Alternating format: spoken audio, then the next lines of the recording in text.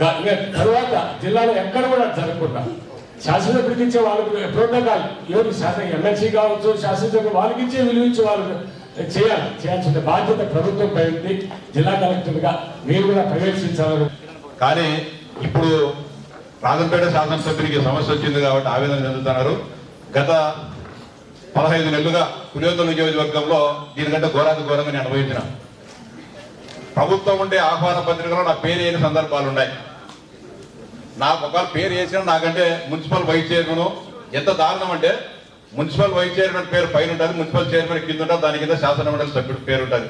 కొన్ని పత్రికలు అయితే బేసేది కానీ లేవు, బేసేది కానీ లే. నేను ఆల్రెడీగా శాసన ఎథిక్స్ కమిటీకి ఫిర్యాదు చేసిన. అంటే అంత దారుణంగా కనీసం ఇన్ఫర్మేషన్ ఒక శాసనమండలి సభ్యుడికి శాసనసభ్యులకు ఏమదిగా ప్రతిపక్ష శాసనసభ్యుడైనా శాసనమండలి సభ్యుడైనా పార్లమెంట్ సభ్యుడైనా అందరికీ అయ్యే హక్కులే ఉంటాయి. అధికారమైన ప్రతిపక్షం అది వేరే విషయం. కానీ అధికారంలో ఉండేటప్పుడు ఒక రకంగా ప్రతిపక్షంలోకి వచ్చినప్పుడు ఇంకొక రకంగా భావించడం కరెక్ట్ గా అమర్నాథ్ రెడ్డి గారు చెప్పింది కరెక్ట్.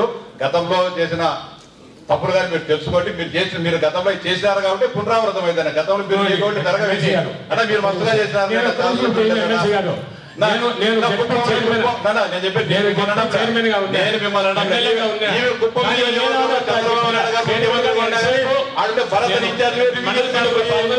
మా కార్యకర్తలతో మాట్లాడి ఎప్పుడు చేయాలట లేదు నువ్వు చేసినావని చెప్పడం. గతంలో కూడా అనేక సమీక్షలు చేసినారు. గతంలో అవమానాలు మాకు మీరు మాకు అప్పుడు నోటీసు తెచ్చుంటే ఖచ్చితంగా మేము అప్పుడు ఖండించున్నాం. ఖచ్చితంగా ఎవరు చేసా తప్పే ఖండించాం అప్పుడు కూడా మేము. కానీ ఇప్పుడు కూడా నేను నా లా అండ్ ఆర్డర్ ప్రాబ్లం గురించి నా దగ్గరికి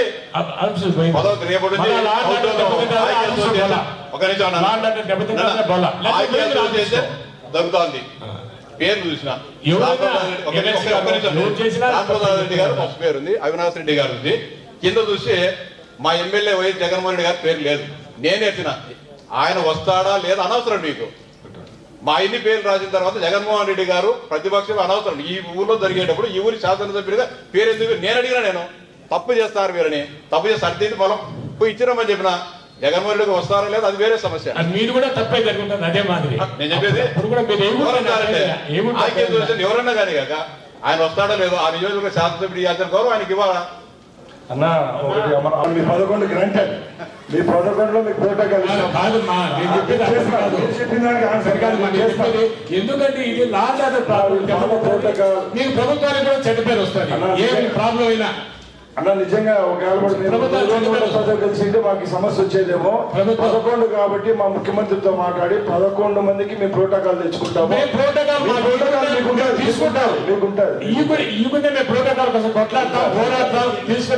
మాకు ఎక్కువ సమస్య ఉండదు. గవర్నమెంట్ మేము ఇబ్బంది పెట్టకూడదు అని కొన్ని జిల్లాల్లో సమస్య లేదా తక్కువ నియోజకవర్గాలు ఉన్నాయి కాబట్టి మాకు కూడా ఏం ప్రాబ్లం లేదు. తప్పకుండా మీ ప్రోటోకాల్ మీకు ఫాలో అయ్యేటట్టు చేస్తాం. గ్రామాల్లో చిన్న చిన్న చోటా వచ్చాను కూడా ఎంపీఓ పక్కబోను రావద్దంటాడు. ఇది విడ్డూరంగా ఉంది. నా ముందంతా జరగలేదన్న. ఇప్పుడు 30 రోజుల్లో ఎన్ని జరిగినాయి చిన్న లిస్ట్ తిన్నా రేషియో తిన్నా ముందు జరిగినట్టు ఎన్ని అన్నా. నిజంగా ఏమైతుందంటే ఊర్లలో వాళ్ళ మధ్య తగాదాలు కొట్టుకున్నా కానీ రాజకీయం పురుగుతారు.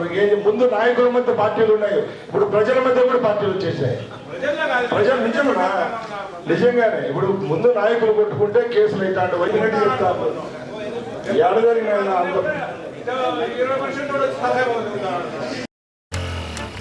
ఆనంద్ గారు, తుప్పు పట్టిన గేట్ గల ఆనంద్ గారు.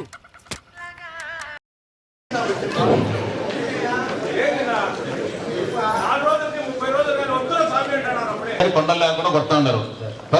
మీరుగానే ప్రభుత్వం ఇచ్చిన అసలు ఎస్సీ ఎస్టీలకు ఇచ్చిన అసైన్మెంట్ ల్యాండ్స్ లో కానీ ఇష్టానుసారంగా మట్టి తవ్వుతున్నారు. ఆ ఎమ్మెదానికి కొనేదానికి లేదు కదా, దాంట్లో ఇష్టానుసారంగా మట్టి తవ్వుతున్నారు. మీరేమో ఎవడన్నా బీదా బిక్కుడు ఇసుక తీసుకోవాలి 15,000 20,000 వేసి పోలీసులతో కొట్టి సమయం మీకు ఎందుకు అంత ప్రేమ?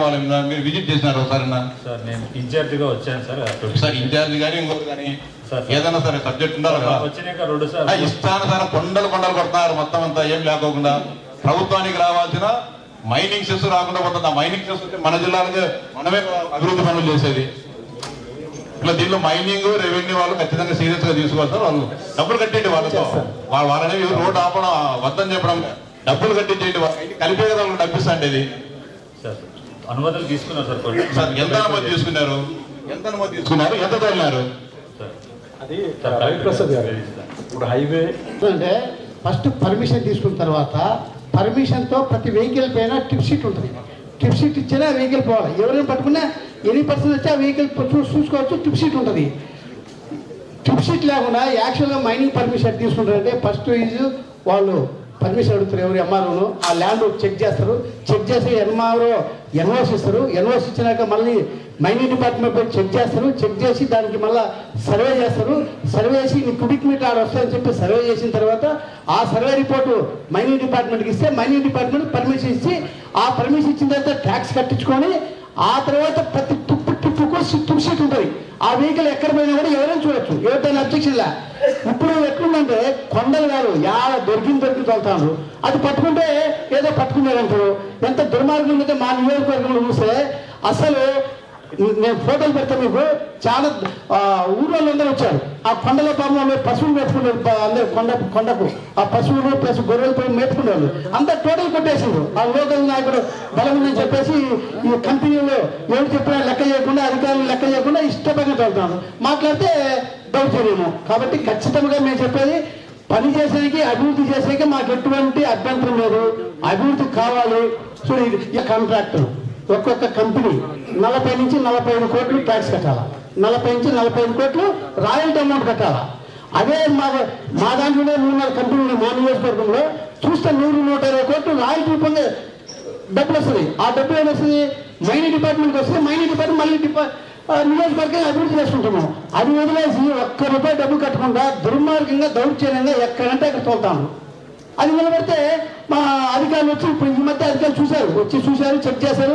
ఎక్కడ ఒక్క వెహికల్ కూడా పర్మిషన్ లేదు. ఒక్క వెహికల్ పర్మిషన్ లేదు.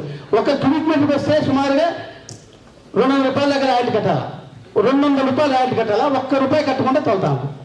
కాబట్టి అక్రమంగా మేము చేసేదంటే అభివృద్ధి అంటే ఎటువంటి మేము ఇబ్బంది చేయం. మాకు ఎక్కడ కానీ ట్యాక్స్ రావాల్సింది ఖచ్చితంగా ట్యాక్స్ కట్టాల్సిందే. రూల్ ప్రకారం చేయండి. మాకు ఎటువంటి ఇబ్బంది లేదు. 1000 టన్నులు ఏదైతే అవైలబిలిటీ ఉందో వాటికి మాత్రమే ఇప్పుడున్న రేట్లు వర్తిస్తాయి. అవును సార్.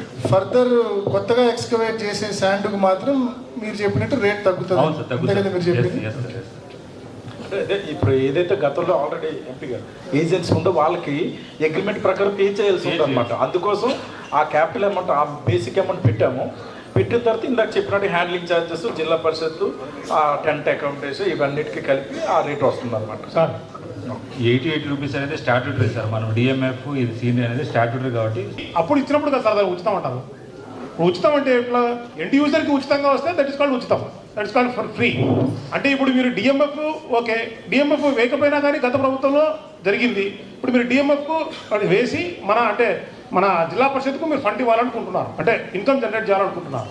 అంతేనండి సార్. ఇది డిఎంఎఫ్ అనేది సెంట్రల్ గవర్నమెంట్ యాక్ట్ సార్. అది ఖచ్చితంగా మనం we have to collect that DMF అనేది కలెక్ట్ చేయాలి ఖచ్చితంగా. లేకపోతే వైలేషన్ అవుతుంది ఏ గవర్నమెంట్ అయినా. ఓకే. తర్వాత సిపిపి అనేది కూడా పంచాయతీలకు అది వెళ్ళాల్సి ఉంటుంది. ఎందుకంటే అది ఎప్పటి నుంచి కూడా పంచాయతీలకు మన సీఈఓ ₹5 లేదా ₹100 అనుకుందాం. అది కంపల్సరీ పే చేయాలి. ఓకే. దాని తర్వాత ఇప్పుడు ఎండ్ యూజర్కి ఉచితంగా ఇస్తాము